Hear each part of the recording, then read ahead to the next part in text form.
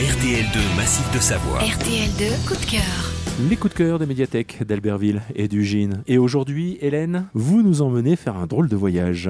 Oui, avec le voyage du canapé-lit de Pierre Jourde, nous embarquons à bord d'un jumper de location pour un aller Créteil-Lussau, un hameau auvergnat. Nous sommes en compagnie de Pierre Jourde, de son frère Bernard et de sa belle-sœur Martine. Et qu'est-ce qui motive un tel voyage ? Eh bien, la grand-mère du narrateur vient de décéder. Bien que ses proches aient eu à souffrir toute sa vie de sa méchanceté, la mère de Pierre Jourde décide malgré tout de conserver le canapé-lit et 2 chaises ayant appartenu à sa mère. Or, le seul endroit où il reste un tout petit peu de place, c'est une maison de famille située donc dans le Massif central. Ce roman plein d'humour fait la part belle aux digressions de toutes sortes. Oui, alors pour tromper l'ennui et l'absurdité de la situation, Pierre Jourde évoque ses souvenirs d'enfance, les tours pendables joués aux adultes, il s'interroge sur son rapport au monde et aux objets, il ausculte les liens familiaux, et évidemment, il nous régale avec ses anecdotes de voyage. Il raconte notamment ses embarras gastriques dans la jungle guatémaltèque ou encore l'Himalaya,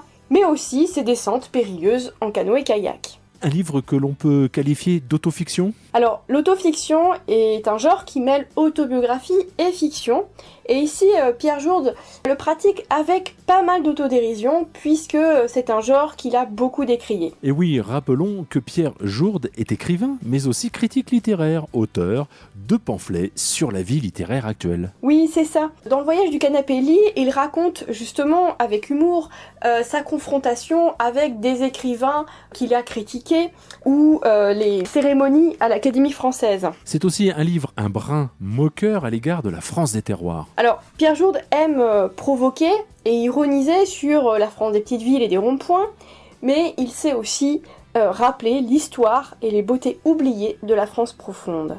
Un auteur qui a l'art des dialogues. Oui, les 2 frères se charrient, et Martine, la belle-sœur, ne se laisse pas faire, et cela donne de jolis passages de ping-pong. Et tout cela reprend une idée originale de Diderot.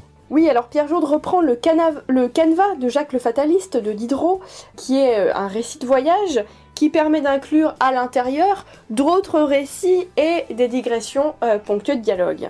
Le voyage du canapé-lit, un livre de Pierre Jourde à découvrir dans les médiathèques d'Albertville et du Gine. Massif de Savoie.